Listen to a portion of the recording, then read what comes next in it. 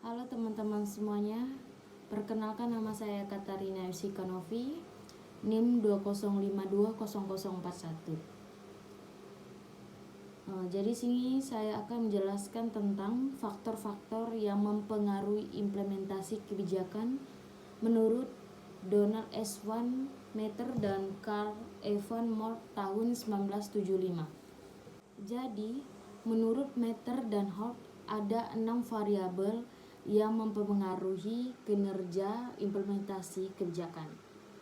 Yang pertama itu ada standar dan sasaran kebijakan. Standar dan sasaran kebijakan harus jelas dan terukur, sehingga dapat direalisir.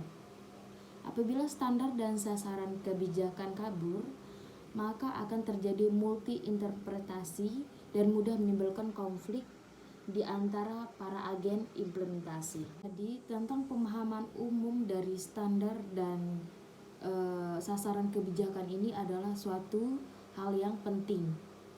Jadi, implementasi kebijakan yang berhasil bisa jadi gagal karena ketika para pelaksana implementasi tidak sepenuhnya menyadari terhadap standar dan tujuan dari kebijakan tersebut, itu bisa menjadi implementasi tersebut gagal.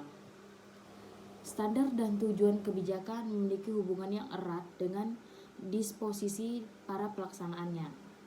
Arah disposisi para pelaksana merupakan hal yang implementer mungkin bisa jadi gagal dalam melaksanakan kebijakannya dikarenakan mereka menolak atau tidak mengerti apa maksud dari tujuan kebijakan tersebut.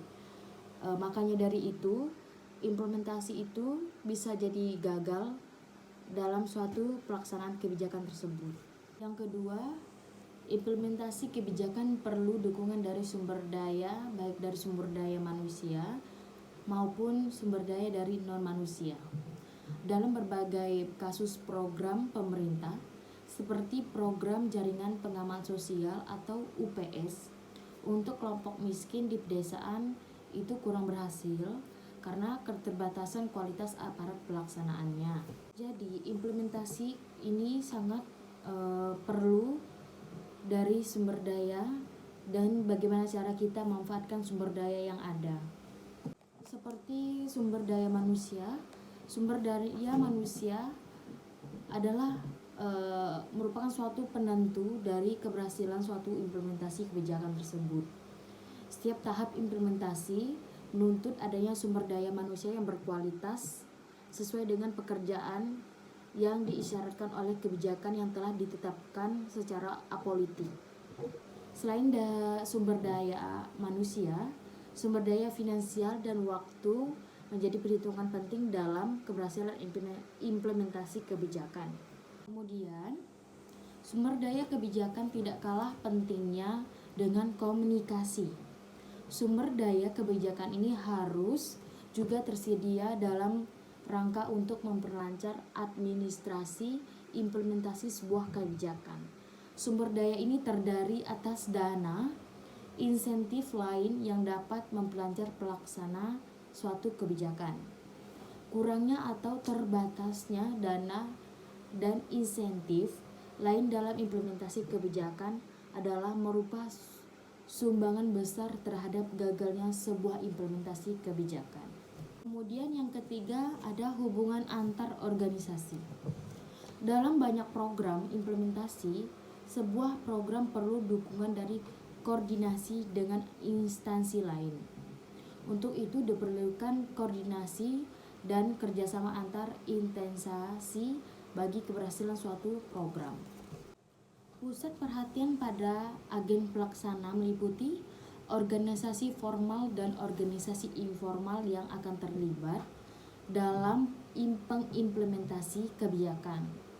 Hal ini penting karena kinerja implementasi akan sangat dipengaruhi oleh ciri yang tepat serta cocok dengan para agen pelaksanaannya. Hal ini berkaitan dengan konteks kebijakan yang akan dilaksanakan pada beberapa kebijakan dituntut pelaksana kebijakan yang ketat dan disiplin. Pada konteks lain, diperlukan agen pelaksana yang demokratis dan persuasif. Selain itu, cakupan atau wilayah menjadi pertimbangan penting dalam menentukan agen pelaksana kebijakan.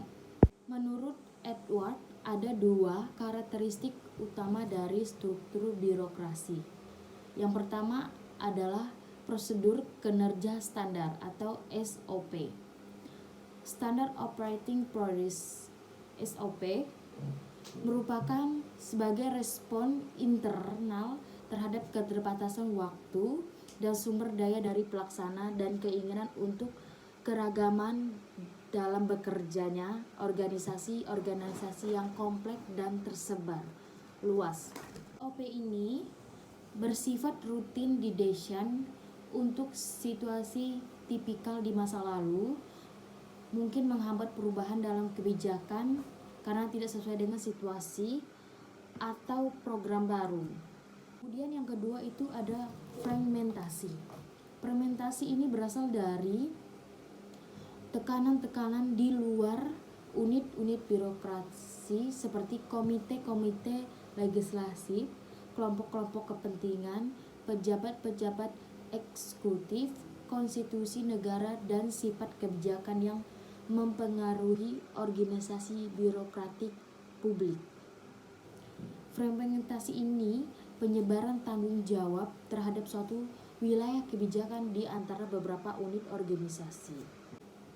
Edward menyatakan bahwa secara umum semakin koordinasi dibutuhkan untuk mengimplementasi suatu kebijakan, semakin kecil peluang untuk keberhasilan suatu kebijakan tersebut. Yang keempat, ada karakteristik agen pelaksanaannya. Yang dimaksud karakteristik agen pelaksana adalah mencakup struktur birokrasi, norma-norma, dan pola-pola hubungan yang terjadi dalam birokrasi, yang semuanya itu akan mempengaruhi implementasi suatu program. Agar kebijakan publik bisa dilaksanakan dengan efektif, jadi menurut Hort dan Van Meter, apa yang menjadi standar tujuan harus dipahami oleh para individu yang bertanggung jawab atas pencapaian standar dan tujuan suatu kebijakan tersebut. Karena itu, standar dan tujuan harus dikomunikasikan kepada para pelaksana. Komunikasi dalam kerangka penyampaian informasi kepada para pelaksana kebijakan tentang apa yang menjadi standar dan tujuan harus konsisten dan seragam dan dari berbagai sumber informasinya. Jika tidak ada kejelasan dan konsistensi serta keseragaman terhadap suatu standar dan sasaran tujuan kebijakan, maka yang menjadi standar dan tujuan kebijakan sulit untuk dicapai. Dalam suatu organisasi publik pemerintah daerah misalnya, komunikasi sering merupakan proses yang sulit dan kompleks.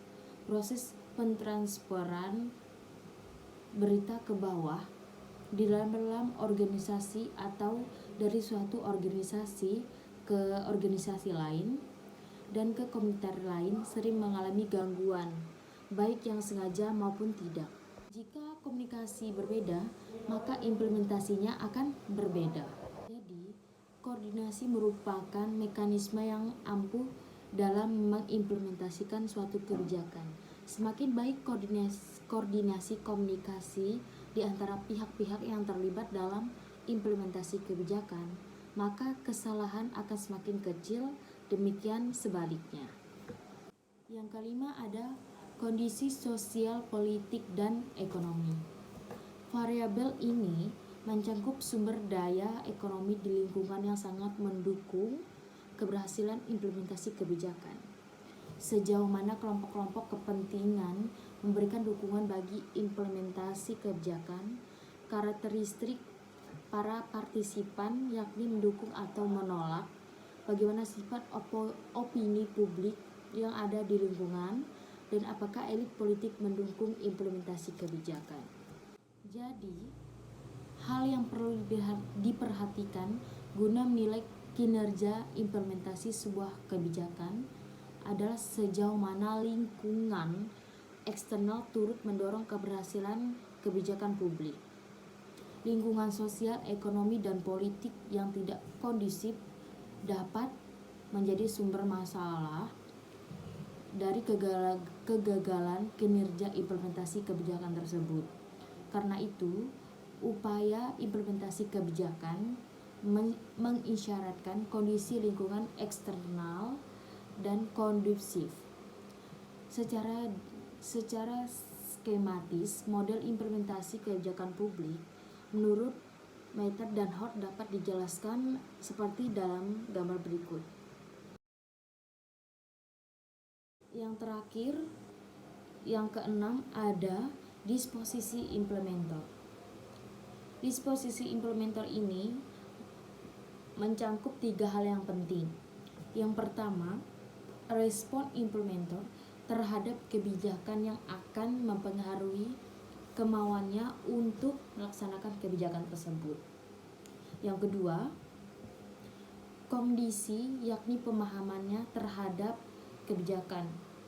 Yang ketiga, ada intensitas disposisi implementer, yakni preferensi nilai yang dimiliki implementer tersebut. Jadi, disposisi implementer ini juga merupakan suatu variabel yang mempengaruhi suatu keberhasilan implementasi suatu kebijakan.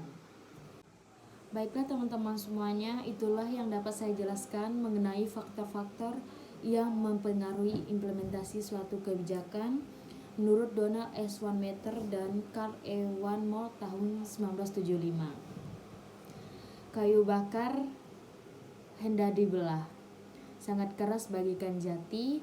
Kalau ada kata yang salah, jangan disimpan di dalam hati. Makan nasi lauknya ikan, dikasih kerupuk rasanya gurih. Tak lupa kuucapkan sekian dan terima kasih. Salam pemerintahan.